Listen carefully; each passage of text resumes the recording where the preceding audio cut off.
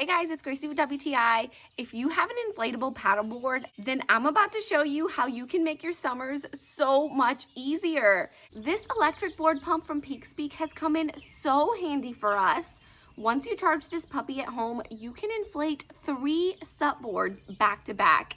And check out the power on this thing.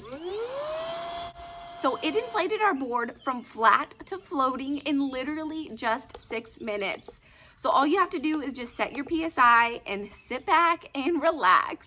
It's completely hands-free, so no more having sore arms or sweating in the hot sun using the hand pump. This is truly a time and energy saver. Plus, it'll also deflate your board in minutes, making it a breeze to roll it back up and head back home. It also comes with different attachments, so you can actually use it to inflate a few different things as well, or you can even use it as an emergency power bank. And the best part about this is the size.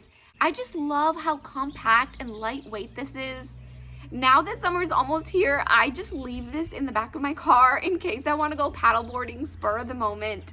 This has seriously made prepping for a day out on the lake so much easier. I didn't realize how much I actually needed this in my life until I got it, and I'm sure you're gonna feel the exact same way, but that's just my point of view.